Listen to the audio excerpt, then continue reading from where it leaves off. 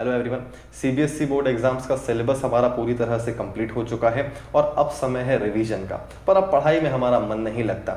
Exams होने वाले हैं कि नहीं होने वाले हैं, जब इसी बात की श्योरिटी नहीं है और ऐसे केस में अगर हम पढ़ते चले जाएंगे और फिर फाइनली ये डिसीजन लिया जाता है कि एग्जाम्स को कैंसिल कर दिया जाता है, तो ऐसे केस में हमारे पढ़ने का क्या ही सेंस निकलेगा।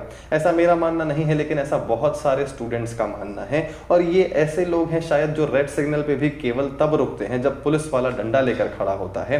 मतलब इन्हें अपनी सिक्योरिटी की परवाह नहीं है, इन्हें अपने करियर की, अपने फ्यूचर की परवाह नहीं है। ये लोग केवल तब पढ़ना चाहते हैं जब एग्जाम्स होने वाले हों। अगर एग्जाम्स नहीं होंगे तो पढ़ाई भी नहीं होनी चाहिए। तो देखिए, मैं जानता हूं कि इस पर्टिकुलर सिचुएशन में किसी को भी पढ़ाई के लिए कन्विंस कर पाना सबसे ज्यादा डिफिकल्ट काम है। और हमारे देश में तो ये और भी ज्यादा डिफिकल्ट है, क्योंकि हमने अपने आसपास इतने पावरफुल लोग देखे हैं और ऐसे लोग जिनका पढ़ाई से कहीं तक कोई रिलेशन नहीं होता, और उन्हीं में से किसी शर्मा जी का बेटा बिट्टू 6वीं में फेल हो जाता है और 4-6 साल बाद युवा मोर्चा का अध्यक्ष हमको दिखाई देता है और हम उन्हीं लोगों से इंस्पायर होते चले जाते हैं। तो मेरी आपसे रिक्वेस्ट है कि बिट्टू को अपना आदर्श मत बनाइए और सिस्टम को ब्लेम करना भी बंद कीजिए। देखिए, आपके पेरेंट्स ने लॉकडाउन का बहाना बना के क्या आपको सरकार के हवाले छोड़ दिया था? क्या उन्होंने अपनी रिस्पॉन्सिबिलिटी नहीं निभाई है? क्या आपको प्रॉपर एजुकेशन भी दी है और आपको प्रॉपर फैसिलिटीज भी दी हैं?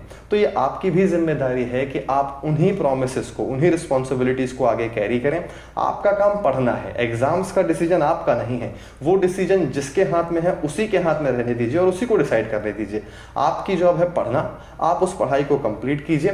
क्योंकि देखिए, आपका करियर, आपका फ्यूचर आपकी पढ़ाई से बनेगा, एजुकेशन से बनेगा, एग्जाम से नहीं। अगर आपके पास नॉलेज है, अगर आपने अच्छे से पढ़ाई की है, तो वो कभी ना कभी आपको बेनिफिट जरूर पहुंचाएगी। अगर आप इस बात को समझ पाएंगे तो आपको पढ़ाई करने में कहीं से कहीं तक कोई प्रॉब्लम नहीं होने वाली है। ध्यान रखिएगा, याद रखिएगा मेरी एक बात को कि being capable is much more important than being recognised as capable. और हाँ, education and knowledge always matters.